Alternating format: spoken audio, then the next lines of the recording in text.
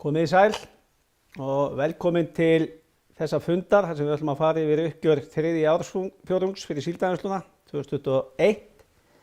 Svona í upphafi get ég upplýst ykkur sem að horfa að þetta svona dálítið sérstakt. Við vorum semst búin að undirbúa útsendingu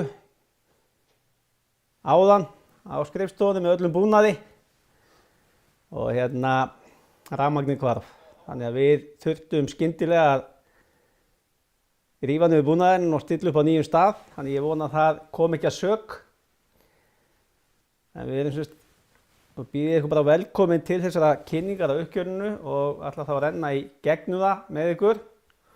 Og þið munið auðvitað að það eru spurningar á fjárfestir@svfm.is ef það er eitthvað sem kviknar hjá okkur á með ykkur yfir og eins líka er það með netfang alltaf opið. Nú, helst á starfseminni á þriðja ársfjórðungi. Vinnslan í fiskiveiðunum hjá okkur gekk vel og hún er búin að vera nánast óslitin frá 25. júní. Við erum búin að framleiða 37.000 tonn á fjórðungnum. Auðvitað, bara eins og í sjávarútvegi, það var aðeins þyngra að sækja makrílinn, það var lengra að sækja. Ástandið á honum var aðeins misjafnt. Við vorum að vinna að hluta til í verð minni afurðaflokka en áður. En það sýndi sig í sumar að það veiðisamstarf sem við hófum með skipum á síðasta ári, það sannaði sig í sumar. Og fleiri fyrirtæki fylgdu í kjölfarið og voru flestir í einhvers konar veiðisamstarfi í sumar sem að skiptu auðvitað sköpum í því að yfir höfuð að ná að leysa þessa makrílvertíð því það var langt að fara eftir fisknum og tímabundli veiðin misjöfn. Nú, norsk-íslenska síldin, hún hefur gengið mjög vel. Það hefur verið stutt að sækja hana, hún er hérna fyrir utan Austfirði og hefur haldið sig á heimamiðum og markaði sterkir. Við klárum samþykktu samruna frá 1. júlí við Runólf Hallfreðsson á Akranesi. Það er náttúrulega gleðilegt verkefni þegar við tókum í notkun landtengingu sem við erum búin að vera með í kortunum í nokkur ár, skipa í Neskaupstað sem er 500 kW landtenging. Þannig að núna getum við bara tengt stóru skipið þegar þau koma fulla afla í land, beint við rafmagn og slökkt á öllum velum. Þetta er náttúrulega gríðarlegt framfaraskref og ég trúi því að flestar hafnir og flest fyrirtæki verði komin með þennan búnað innan skams. Og þetta sparar náttúrulega umtalsverða olíu á ári. Síðan klárum við hagræðingu í bolfiskflotanum með sölu á bergvafi til Vísis í Grindavík. Nú ég ætla að skella mig bara í tölurnar. Lykiltölur þriðja ársfjórðungs voru rekstrartekjur námu $72 milljónir. Samanborið $70 milljónir árið áður á sama tímabili. EBITDA var $26,9 milljónir, samanborið $28,8 milljónir árið áður. Hagnaður tímabilsins $17,8 milljónir, samanborið $22,9 milljónir árið áður. En meðalgengi tímabilsins, sem skiptir þetta miklu í tölum hjá okkur, var 126,3 krónur á dollar í staðinn fyrir 137,7 árið í fyrra. Nú, við veiddum 41.500 tonn í staðinn fyrir 48.400 tonn á sama tímabili í fyrra. Við framleiddum 37.000 tonn af afurðum í staðinn fyrir 37.800 í fyrra. Nei, 35.800 í fyrra. Þannig heilt yfir erum við þokkarlega sátt við fjórðunginn. Ef við skoðum 9 mánuðina þá eru þeir að bera þeir keima því að það var loðnuvertíð, það var góð loðnuvertíð. Þó hún hafi verið lítil í magni að þá var hún há í verðmætum. Við erum með rekstrartekjur upp að $171,4 milljónir, samanborið við $133 milljónir 9 mánuðina í fyrra. Við erum með EBITDA tímabilsins upp að $59,7 milljónir, samanborið við $45 milljónir 9 mánuðina í fyrra. Hagnaður tímabilsins nemur $69,9 milljónir, samanborið $25,4 milljónir árið áður. Nú meðalgengi tímabilsins er 126 á dollar, en meðalgengi dollars á sama tímabili fyrra var 135,5. Við veiddum 108.800 tonn í ár. Það er sambærilegt við veiddum í fyrra, þó svo aflasamsetningin sé töluvert önnur. Við framleiddum 69.600 tonn af afurðum á tímabilinu, samanborið við 60.000 tonn árið áður. Nú heildareignir samstæðunum nema $613,8 milljónir, samanborið $570 milljónir árið áður. Fyrirtækið er með sterkt eiginfjárhlutfall, við erum með 66%. Fyrir árið síðan, áramót var það 68% og förum við betur yfir það í sjóðstreymi hvernig fjármagnsskipan hefur þróast og fjárfestingar. Nú handbært fé nemur $64,8 milljónir og var $90,1 milljón á áramót. Veltum fyrir rekstri á tímabilinu er $50,1 milljón og netto vaxtabærandi skuldir á móti EBITDA er 0,81. Þannig félagið er með sterkan skuldastöðu. Ef við förum aðeins yfir bara veiðina, að þá var veiði bolfiski bara, við veiddum 5.600 tonn á móti 6.300 tonn sama tímabili fyrra. Það er samdráttur sem má fyrst og fremst rekja og nær eingöngu til Barentshafsveiða blanks. Fyrsti tógarnir fór í Barentshaf og það einfaldlega hefur ekki verið góð þorskveiði og við náðum ekki að klára túrinn og kvótann í Barentshaf í ár. Við erum komin þangað upp til aftur núna. Og það sést líka ef við skoðum til tegundum að það er munni þorskveiði enn í fyrra á skipunum. Annað er svona svipað. Nú, ef við skoðum stöðu aflaheimilda, það er svo sem ekkert óvænt í því. Við erum búið með 1 mánuð á kvótaárinu, þannig að auðvitað er uppistaðan okkar aflaheimildum eftir. En fyrir ykkur sem kannski eru nýi sjávarútvegi, þá sjáum við til dæmis Ufsana, þar eigum við meiri kvóta eftir ef við fengum úthlutað. Og það er auðvitað bara við nýttum okkur Ufsa-geymslur og fluttum Ufsa á milli ára. Öðru leyti er þetta bara hefðbundið og næg verkefni framundan. Nú, ef við skoðum fyrstu 9 mánuðina, þá var bolfiskveiðin 17.300 á móti 16.500. Það er ekkert mikil breyting, en samt eins og áður sagði, blængur er niður 600 tonn út af Barentshafinu, en eyjaskipin, Vestmannaeyjar og Bergey, þau eru líka upp frá sama tímabili fyrra, þau eru búin að bæta við sig hátt í milli 400 og 500 tonn. Gull verið svipaður. Og ef við skoðum uppsjávaraflann á fjórðungnum, að þá, eins og ég kom inn á áðan, þá voru skipið með 35.900 tonn á tímabilinu í staðinn fyrir 42.000 á sama tímabili fyrra. Nú veiði eftir tegundum, við veitum lönduðum 21.700 tonnum af makríl á móti 29.000 tonnum í fyrra. Við lönduðum 13.000 tonnum af síld á móti 10.000 tonnum í fyrra. Ef við skoðum stöðu heimilda, þá erum við búin með okkar makríl í lok þessa tímabils. Þetta makrílvertíð er búin. Kolmunnavertíðin, þar eigum við ennþá eftir 12.500 tonnum mánaðamótin. Í dag eigum við eftir 3.000 tonn. Okkur gekk vel að veiða kolmunna í íslensku lögsögunni í októbermánuði og náðum að tryggja okkar aflaheimildir þar og veiða í geymslu til þess að búa hnútana, þannig að við getum einbytt okkur að loðnuveiðum. Norskíslensingasildin, þar áttum við eftir 9.700 tonn. Við uppgjörið í dag eigum við eftir 700 tonn, þannig að við erum búin að veiða 9.000 tonn á kvarter 4 og öll íslenska síldin er að veiðast inn á kvarter 4 og síðan eigum við náttúrulega allan loðnukvótann eftir, tæplega 116.000 tonn. Nú, uppsjávaraflinn fyrstu 9 mánuðina, hann er svipaður í magni en dálítið breytilegur í tegundum. Sjáum að skipin veiddu 91.500, sambarlegt og 91.800 í fyrra. En það munar náttúrulega það, við veiddum tæp 16.000 tonn af loðnu, en við veiðum 10.000 tonn minna af kolmunna og við veiðum minna af makríl en meira af norsk-íslenskri síld. Þetta er nú bara eins og þetta er hjá okkur, þetta sveiflast oft á milli tegunda og tímabila.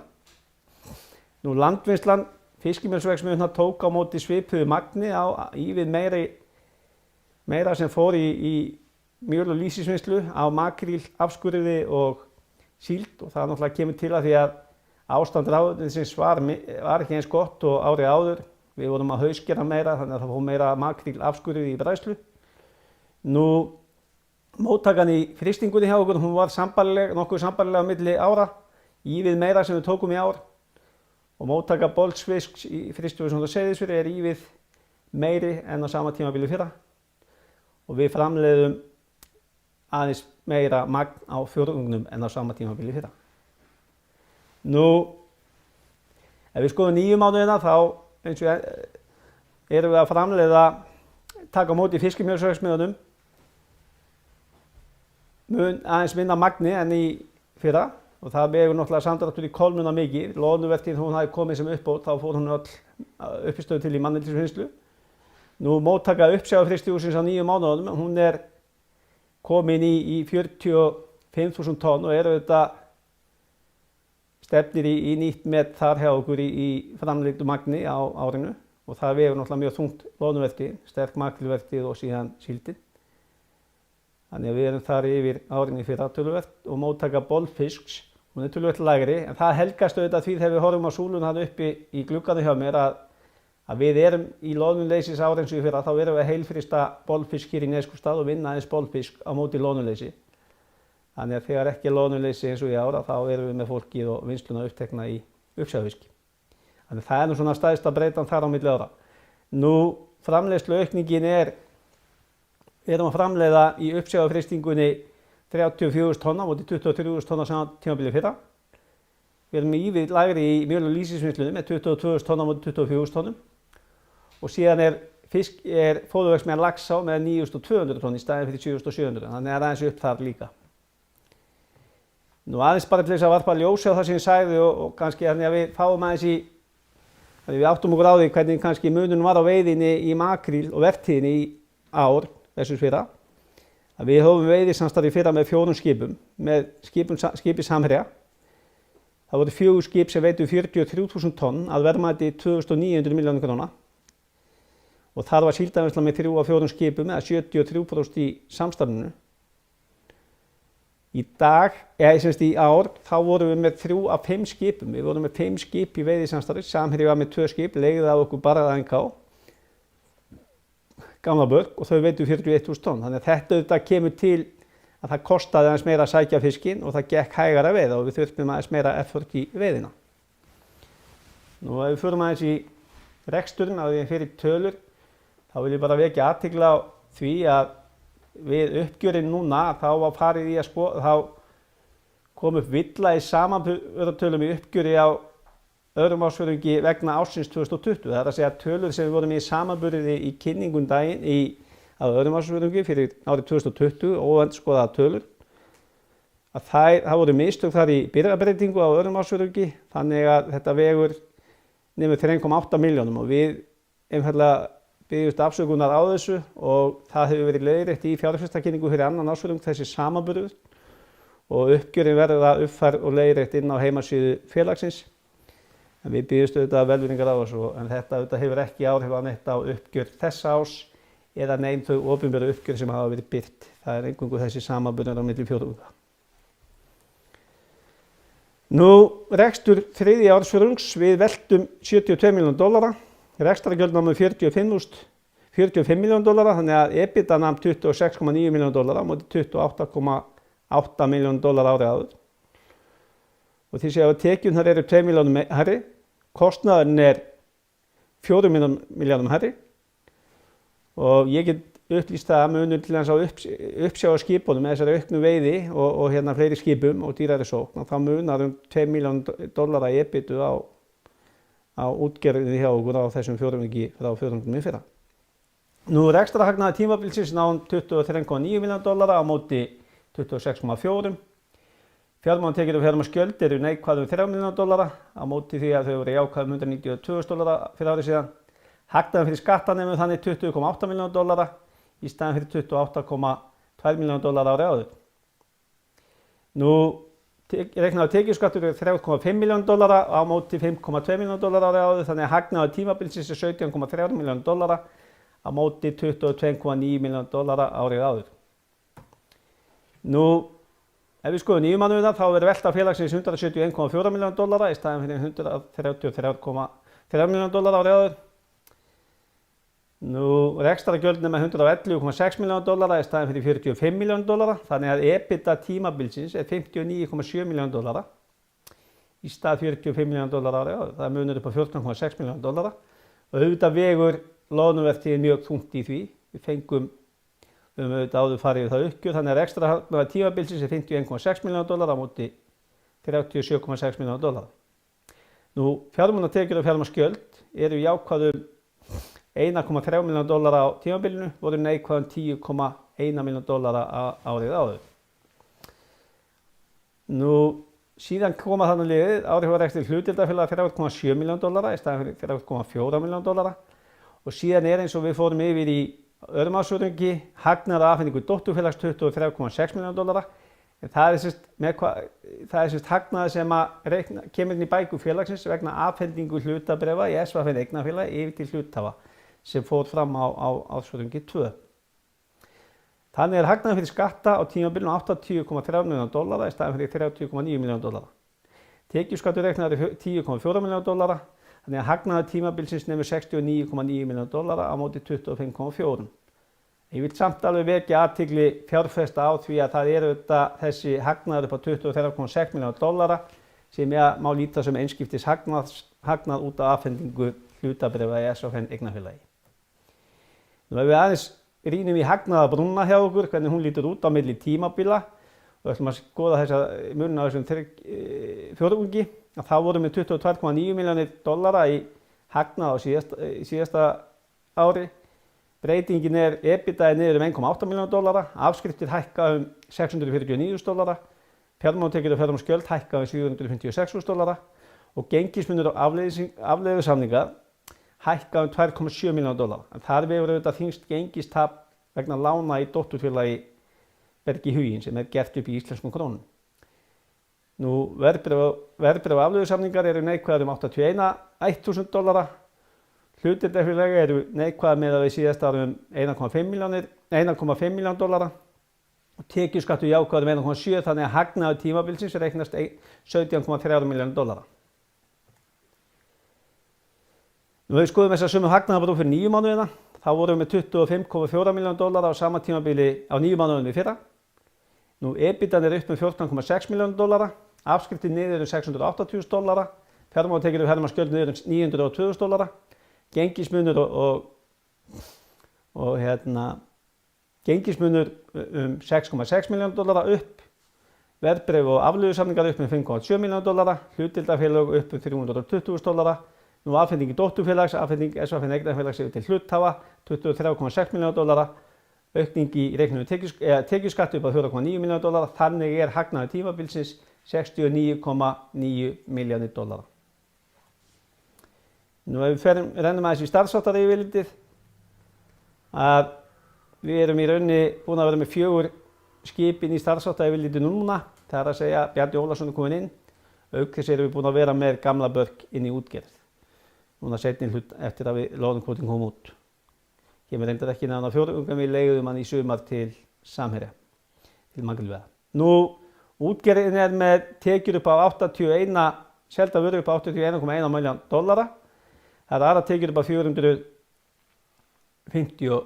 $458.000, hagnaður taparsölu eign upp á $538.000, þetta er í rauninni bara hagnaður á sölunni á Bergvaffe til Vísis. Nú, rekstrarhagnaður fyrir afskriftir af útgerð er $24,9 milljónir, landvinnslan er með tekjur upp á $121,8 milljónir, hagnaður taparsölu eign $177.000, þannig að rekstrarhagnaður fyrir afskriftir í landvinnslunni eru $38,7 milljónir. Annað sem er þá fiskeldis fóðurverksmiðjan Laxá, dótturfélag okkar á samt skrifstofu og stjórnunarkostnaði, er með tekjur upp á $14,9 milljónir og rekstrarhagnaður fyrir afskriftir neikvæður upp á $3,9 milljónir og þar auðvitað vegur þungt eins og annar rekstrarkostnaður mjög hár. Þarna kemur inn til dæmis kostnað við að setja fyrirtækið á markað í vor sem að nam $1,5 milljónir. Nú, þannig er rekstrarhagnaður félagsins samtals upp á $59,7 milljónir, afskriftir fastafjármuna $8 milljónir, fjármálatekjur og fjármálaskjöld eru jákvæð upp á $1,3 milljónir, áhrifarekstri hlutdeildarfélaga eru 3,7, hagnaður afhendingu dótturfélaga 23,6 og tekjuskattur upp á 10,1. Þannig er hagnaður tímabilsins $69,9 milljónir.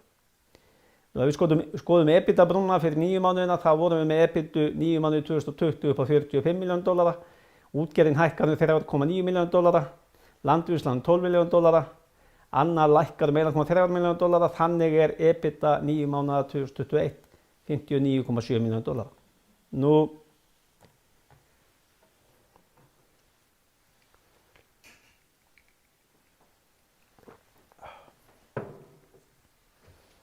Nú ef við förum aðeins í gegnum efnahagina, þá eru eignir félagsins fiskveiðiheimildir á $271,3 milljónir og hækka $44 milljónir frá áramótum. Vegur þar náttúrulega langt þyngst kaup okkar á Berg VF í Vestmannaeyjum. Rekstrarfjármunir eru upp á $176 milljónir og hækka 27 milljónir. Þar vegur náttúrulega þyngst fjárfesting okkar í nýjum bergi ásamt fjárfesting í fiskimjölsverksmiðjunni.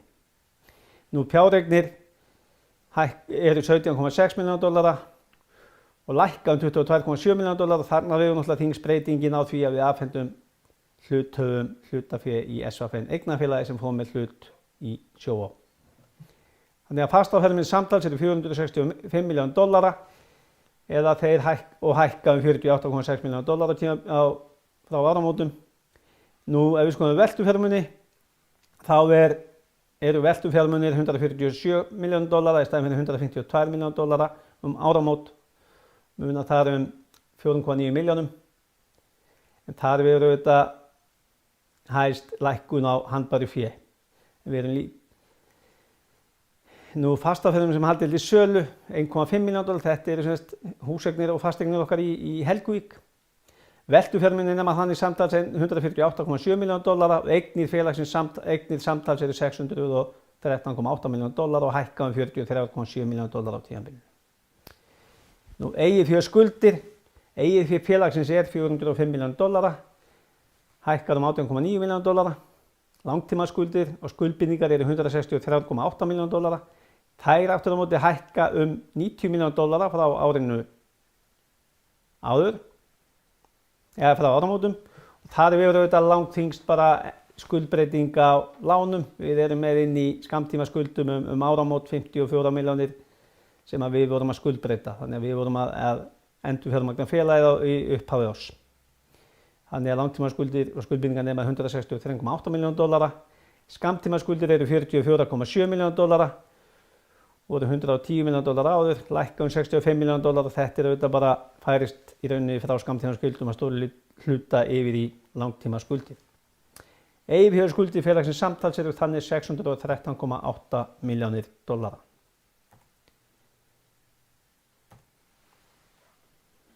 Nú, sjóðstreymið. Við vorum með handbært fé í upphafi árs $90 milljónir, veltufé frá rekstri með $50,1 milljónir. Fjárfesting í rekstratengdum eignum og skuldum, það er að segja fjárfesting í birgðum og veltufjármunum, eru $14 milljónir á tímabilinu. Varanlegir rekstrarfjármunir eru $7 milljónir, en þar vegur auðvitað þyngst fjárfesting okkar í framkvæmdum við fiskimjölsverksmiðjunni í Neskaupstað sem er komið í milli 11 og $12 milljónir og á móti kemur síðan salan á Berg VF, þannig að nettótalan þarna er $7,8 milljónir. Nú skip í smíðum, við kláruðum auðvitað að taka við nýju bergi á vormánuðum og það vegur lækkar $23,8 milljónir. Síðan kemur fjárfesting í félögum, $42,4 milljónir, það er fjárfesting í Berg VF í Vestmannaeyjum og síðan hlut í Runólfi Hallfreðssyni á Akranesi. Þannig að nú eigum við það félag 100%. Við erum búin að sameina það síldaðinni. Nú, handbært fé sem stóttufélag $7 milljónir, það er handbært fé sem var inn í SVFN eignafélagi þegar afhentum að hluthöfum. Arður frá hlutdeildarfélögum, uppistaða arður sem kom frá Sjóvá yfir í SVFN eignafélagi áður en það var afhent hluthöfum. Síðan fjármögnunarhreyfingar og endurfjármögnun kemur þarna upp á $16,8 milljónir og þarna við langþyngst auðvitað endurfjármögnun félagsins tóku ný langtímalán og endurfjármögnun skammtímaskuldir og smíða nýju bergi. Þannig er handbært fé í lok tímabilsins $64,8 milljónir.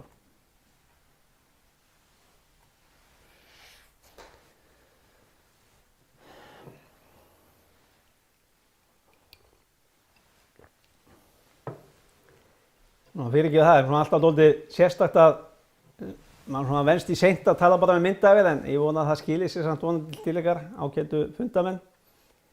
En ef við förum yfir helstu verkefni þá erum við að vinna töluvert síld á fjórða ársfjórðungi núna. Við reiknum með að fara yfir 20.000 tonn af síld á þessum fjórðungi. Kolmunnaveiðin gekk vel hjá okkur í október og við vorum með einhver 11.000 tonn og erum að fara til kolmunnaveiða með 1 skip núna þannig að það lítur ágætlega út á þessum fjórðungi. Síðan erum við í framkvæmdum og því sem er í gangi, fyrir utan að undirbúa þetta loðnuvertíð, þá erum við náttúrulega að leggja áherslu á að klára stækkun á hrognavinnslu í kringum loðnurhogn fyrir vertíðinni vetur, þannig að hún verði klár. Unnið að stækkun fiskimjölsverksmiðjunnar, það verður náttúrulega ekki klárt inn í vertíðinni í vetur en ég stefnum að því að hluta til fyrsti áfangi þar verði klár næsta sumar. Þannig að þetta auðvitað umfangsmikil verkefni. Mér fannst svona gaman að velta eins svona klóra sér yfir þessari loðnuvertíð og ég finnst bara ágætt að bjóða fjárfesta og alla velkomna í þessa loðnu, rússi, bana, reið sem nú verið að hefjast og ekkert núna, þetta bara eins og loðnan hefur verið undanfarna áratugi. Við höfum oft talað það, við höfum eitt símanum á gamlárskvöldi að skipuleggja loðnuleit og aldrei vitað hvað í pípunum. Við fengum nýja aflareglu sem við höfum auðvitað gagnrýnt og með henni var okkur gert kunnugt að við ættum kannski að vera öruggar með að fá kvóta en við ættum kannski ekki vona á svona sprengi kvótum eða miklum kvótum. Auðvitað höfum við komandi úr litlu loðnuári í fyrra þar sem að allir markaðir voru tómir og við framleiddum mjög verðmætar afurðir, allt fór til manneldis og verðmætin voru mikil úr litlu magni að þá eðlilegt að það sé mikla væntingar. Við erum að sjá, svo fáum við skyndilega þessa sprengju í hendurnar, það er að segja 904.000 tonna ráðgjöf. Þannig að við erum konir aftur tilbaka í gömlu góðu dagana með þetta og það er ágætt sérstaklega fyrir þá sem voru búin að spá andláti loðnustofnsins að horfa á þetta. En þetta er ekki komið á land, en Ísland er með 660.000 tonn af þessu, síldarvinnslan er með 116.000 tonn og síldarvinnslan og viðskipta og hlutdeildarfélög eru með, þá á ég við grænlenska hlutdeildarfélagar, eru með 230.000 tonn af heimildum. Þannig að þetta er alveg ærið verkefni og mjög svo áhugavert að takast á við, þetta er mikil áskorun. Þetta kallaði á mikla fjárfestingar strax. Af því að tíminn hann er fljótur að líða. Það þýðir ekkert að bíða með ákvarðanir í uppsjávarfiski því hann syndi bara hjá. Þannig að við hættum við sölu á Bjarna Ólafssyni sem að þetta gerist á 5. degi og við vorum í raun að selja hann á 1. degi. Við drófum þá sölu tilbaka af því að það lá alveg fyrir að við þyrftum að halda inn í þessa loðnuvertíð. Hlutdeildarfélag sem við eigum með 3. grænlenska félagið Polar Pelagic, það er búið að vinna í því að kaupa skip og verið að ganga frá því núna helgina í næstu viku vonandi.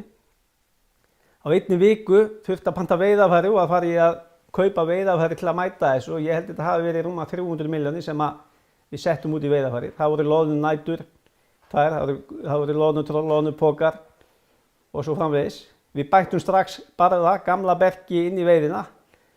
Við vorum eins og hafði komið fram allir að selja eitt uppsjávarskip og hagræða en það var alveg ljóst að við þyrftum á öllu okkar að halda til þess að láta hlutina ganga upp. Þannig að við tókum strax skip inn í veiðina til þess að létta okkur í kolmuna á síld og hjálpa okkur í þessu verkefni. Við byrjuðum snemma, við töldum að ef þetta væri svona mikið eins og að meða við sögulegar vertíðar þá ættum við að eiga möguleika á að ná í loðnu í þessan október-nóvember meða við allar sögulegar staðreyndir en það hefur ekki gengið eftir. Það er ljóst að menn hafa séð loðnu, skipin okkar, þau hafa ekki náð til hennar, hún stendur djúpt og það er bara verið að bíða eftir að hún komi í færi. Nú við stefnum að því að veiða 25.000 tonna loðnu fyrir jól. Ég held að það sé mjög mikilvægt að við náum því. Og ég ætla ekki að fara yfir alla tölur í kynningunni en þarna hægra megin er tafla sem að þið getið skoða sem er bara árin frá 2000 til 2015 sem er þá veiði, vetrarveiði. Nú ef við skoðum verðmæti loðnu og afurða, því þegar ég held að sé líka alveg ágætt að menn svona fara hans yfir skilninga loðnuvertíðinni, þetta er auðvitað gríðarlega verðmætt fyrir fyrirtækin, samfélagin og alla að fá þessa kvóta og áhugavert verkefni, mikil verðmæti. En ég held samt að sumir hafi verið kannski fullfljótir að reikna verðmæti. Það er ekkert hægt að margfalda síðustu vertíð. Það er ekkert hægt að taka 120.000 tonna vertíð og margfalda hana með 900.000 tonna vertíð.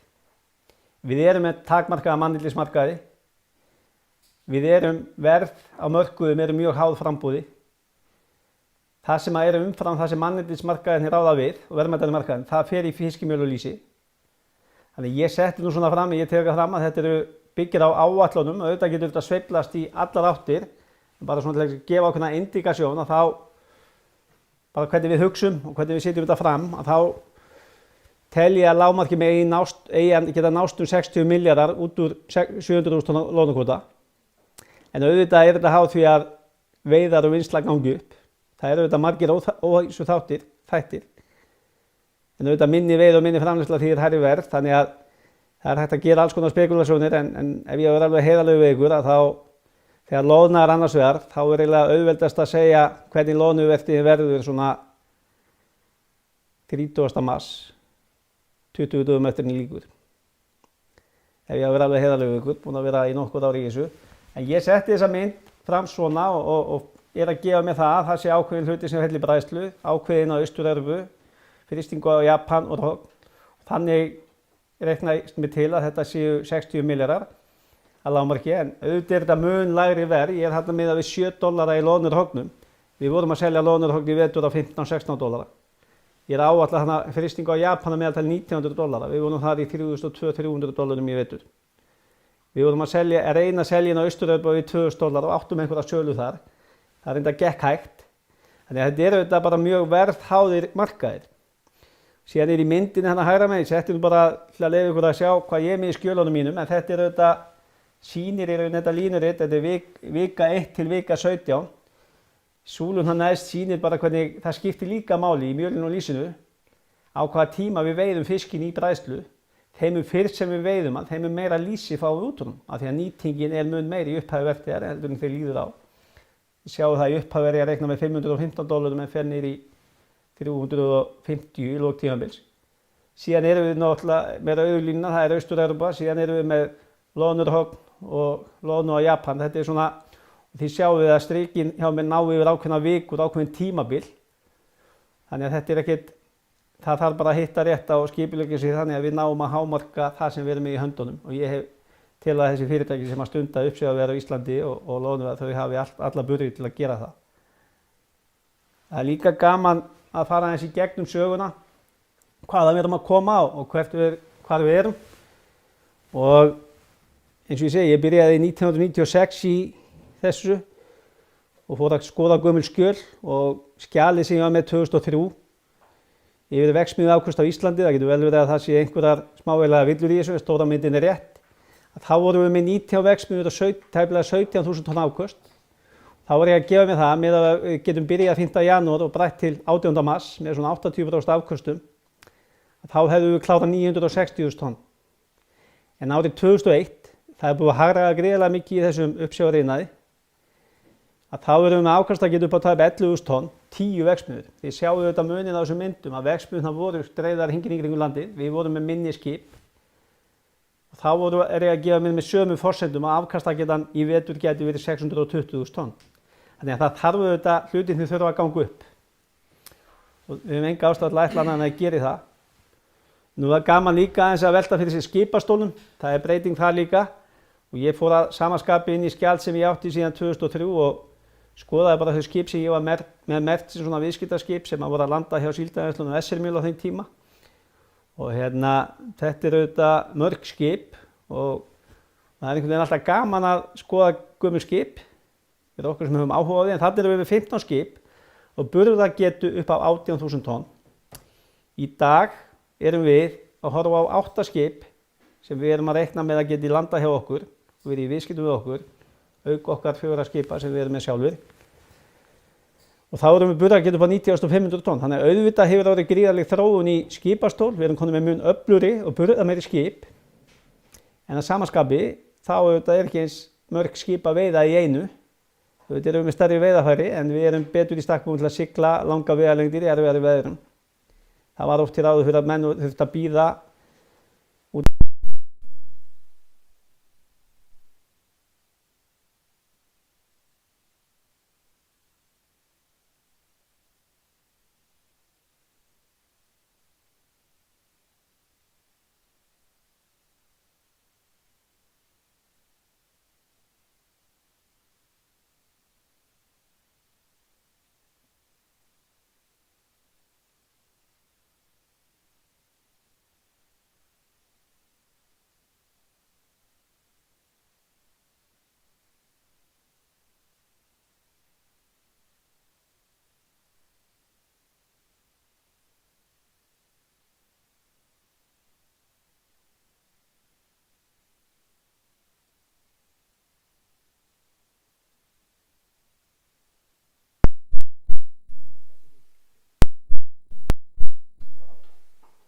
komið.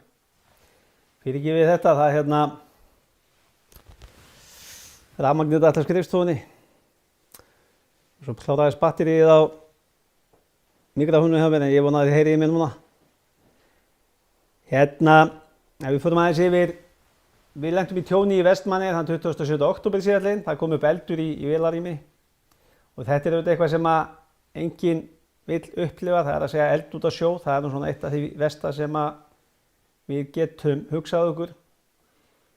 En þetta fór ótrúlega vel og það er auðvitað aðdáunarvert að sjá bara með hvaða hætti skipsverjar brugðust við og rétt og skjót viðbrögð skiptu einfaldlega sköpum að ekki fór verr, menn gerðu það allt rétt. Þarna skiptir auðvitað sköpun öryggisvitund í fyrirtækjunum.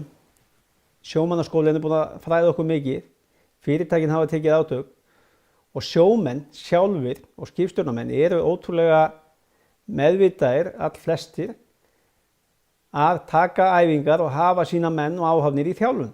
Og það skiptir sköpun í þessu máli með Vestmannaeyjum og það er gríðarlega mikilvægt að þetta sé ekki að þessu málum sé vel sinnt borð í skipum. Það sýndi sig þarna. Nú við reiknum að skipið verði klárt til veiða í lok janúar. Það er auðvitað ljóst að þetta hefur áhrif á veiði á tímabilinu fyrir Vestmannaeyjum og kemur inn við þá sjómenn á Vestmannaeyjum. En við trúum því að við munum leysa veiðina innan fiskveiði ársins. Hún hnikast til á milli tímabila þannig að við teljum þetta ekki hafa umtalsverð áhrif á rekstur félagsins. Félagið er vissulega tryggt við þessum tjóni, sjálfsábyrgð í tjóninu er einhverja 15 milljónir og þannig að við teljum þetta ekki hafa verulega áhrif á rekstur félagsins til framtíðar. En við vonum auðvitað bara að þetta komist sem fyrst í gang og stefnum við að byrja í febrúar. Nú, það hefur verið umræða veiðigjöld, þorskígildi, kvótaþak og ýmislegt í íslenskum sjávarútvegi lengi.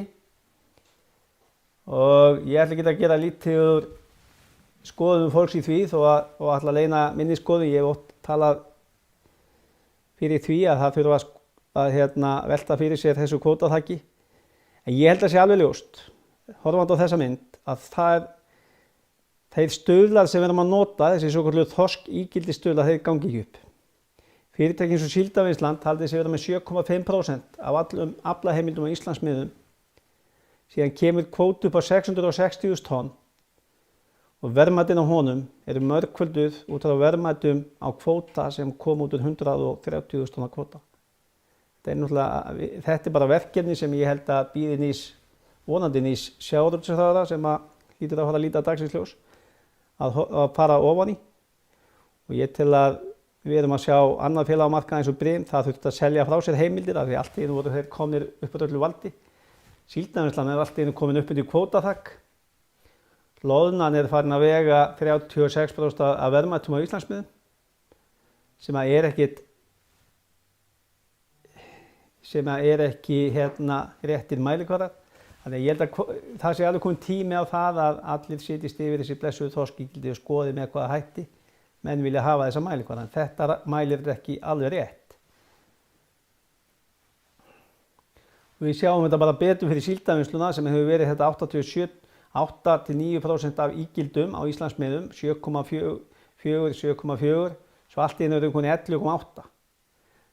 Við erum með blönduð félög í uppsjávarfiski og bolfiski og það gengur ekki ef það kemur sprengja í uppsjávarfisk inn í félagi eins og Síldarvinnsluna eða öðrum blönduðum félögum að menn þurfa að flytja frá sér hellinga kvóta hvort sem þetta er bolfiski eða einhvern öðrum fiski, bara út af svona sveiflum.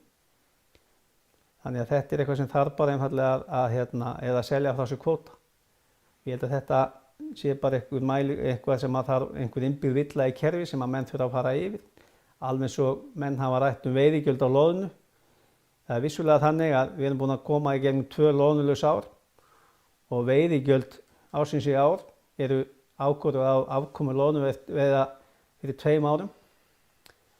Ég held að getum svona flestir reiknað út að hver var afkoman á loðnuvertíðinni fyrir 2 árum. Þannig að það er auðvelt fyrir menn að áætla hver veiðigjöldin eru þá vegna þeirra vertíðar. Þetta er þessi 2 þættir í samhengi sem þarf að skoða með loðnuna. Þetta er fiskur sem er að sveiflast og það þarf að taka tillit til þessara sveiflna og það eru svo sem fleiri fiskistofnar undir í því. Þannig ég held að þurfum bara að skoða þetta í heild sinni. Nú, ef við förum aðeins yfir markaðina, þá auðvitað makrílvertíðin gekk vel. Það gekk vel að selja makríl. Við vorum að selja svipuðum verðum á síðasta ári, aðeins erfiðari framleiðsla, verðminni afurðir. Það er verið að selja til margra landa og við erum í þeirri stöðu í dag að við erum búin að selja nánast allan okkar makríl. Norsk-íslenska síldin hefur gengið ótrúlega vel. Verðin eru sterkar en hefur verið undanfarin ár. Við erum að sjá markaðin eins og Pólland að verða mjög mikilvæga hjá okkur. Síðan í nýr markaðin eins og Egyptaland að koma mjög sterkur inn í síldina í ár. Það er bara einfaldlega mikil eftirspurn eftir síld og það er svona síðustu 2 árum hefur þetta verið að lagast mjög mikið. Íslenska síldin, hún er smærri eins og norsk-íslenska. Við erum að sækja hana vestur fyrir land, það er lengra. Nú veiðin hefur ekki verið nógu sterk en það er alveg sama, það er mikil eftirspurn eftir síld og það eru góða söluhorfur. Við erum að vinna mun meira magn af henni til manneldis en áður og vinnsla er í gangi á íslenskri síld í dag hjá okkur og við munum vinna hann eitthvað áfram. Nú loðnan, eins og ég segi, Austur-Evrópa er auðvitað inn í þessa vertíð dálítið stórt spurningamerki. Það er aðeins byrjuði frá síðustu vertíð. Við vorum með einfaldlega mjög há verð sem við fórum út í markaðinn. Það var einfaldlega ekki kaupgeta til staðar. Við erum byrjað að funda með kaupendum þar og það er verið að vinna í að undirbúa markaði og hvað við getum gert til þess að auka neyslu og sölu þangað. Nú, það er alveg ljóst að viðskiptabannið á Rússland þegar áður fyrir voru að frysta upp í 100.000 tonna loðnu fyrir þessa markaði og það fór langstærstur hluti inn á Rússland. Þannig að viðskiptabannið þangað mun bíta okkur mjög fast núna. Nú, það er búið að selja öll loðnurhögg sem voru framleidd á síðustu vertíð. Þannig að við bara erum bjartsýn með markaðina þar á eftirspurn, hún er til staðar. Auðvitað munum verðin ráðast á framboði.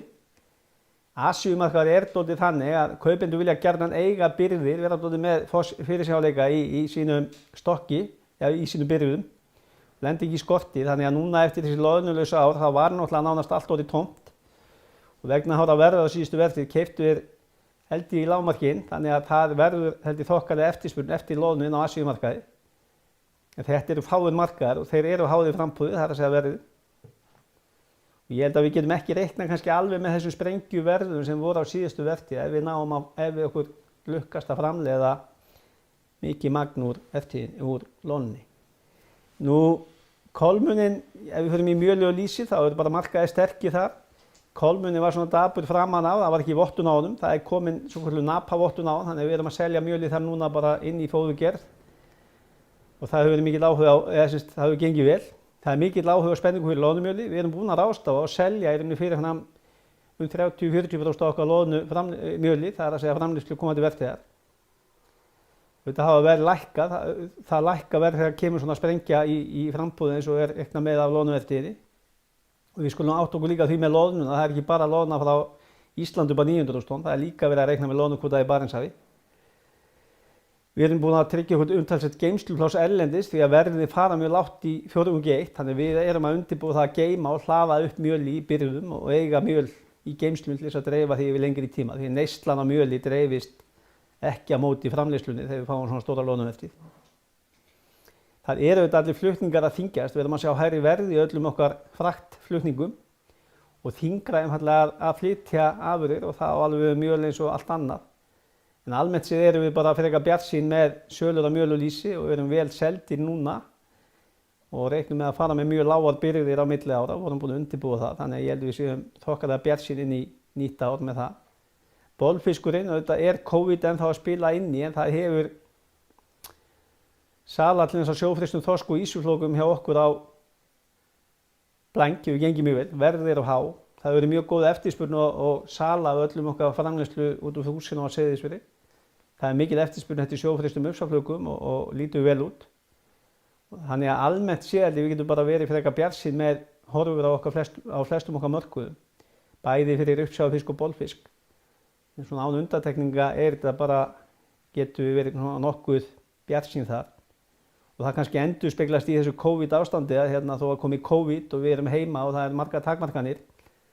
Að frumþarfi mannsins erum við að borða og hann er alltaf að auka það að vilja borða hollan mat, þannig að auðvitað eykur að neyslu af fiski.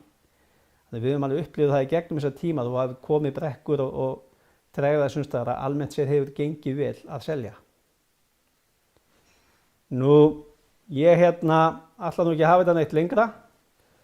Ég kannski búinn að vera full langur en vona að þetta skilji eftir sig einhverjar upplýsingar hvað að gerast hjá okkur og nú ef það einhverjar spurningar þá sendi þið inn á fjárfestir@sh. Einhverjar spurningar?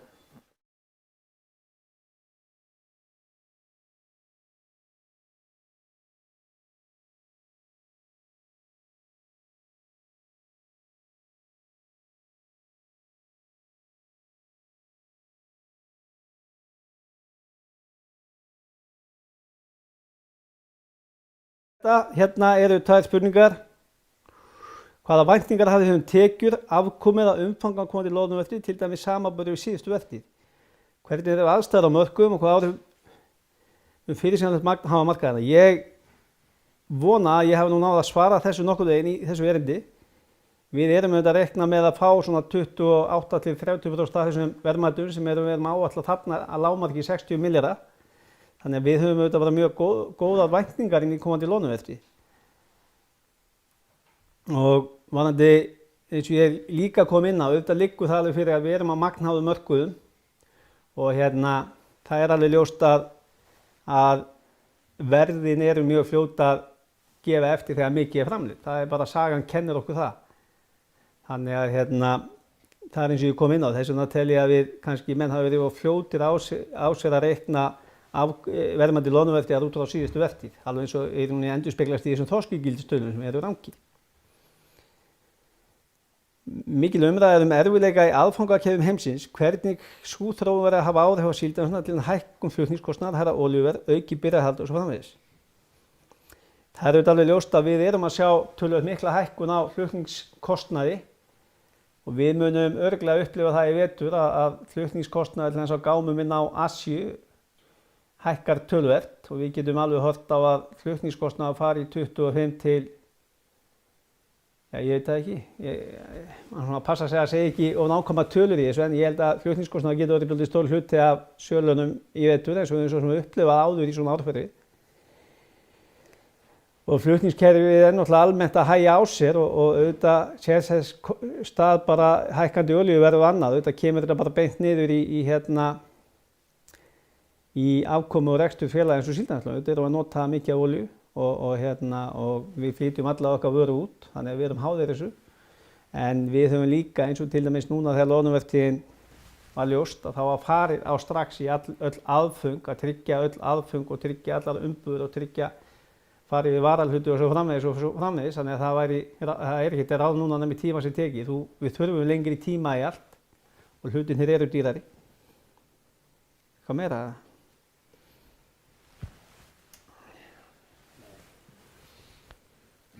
Nú, ef ég hef ekki náð að svara þessu fullnægjandi þá bara sendi ég mér spurningar aftur og við reynum að skoða það. En ég vona að kynningin hafi svarað einhverja þessu spurningu líka ítarlegra. Og ég vil nú bara þakka kærlega fyrir áheyrnina, hef ykkur sem mættu og hlýdduð. En enn og aftur, þetta er auðvitað alltaf dálítið skrítið að vera horfa á myndavél en ekki fólk og venst seint. Og það var svona vonandi ekki sést stressið á okkur, en við erum rafmagnslausir kortir í þessa útsendingu og við fluttum bara útsendingabúnaðinn hér heim til mín á Þiljuvöll í Neskaupstað og erum í stofunni hjá mér, þannig að ég vona að það sjáist ekki brestir út frá því og þakka ég bara ykkur kærlega fyrir sem hlýdduð. Takk.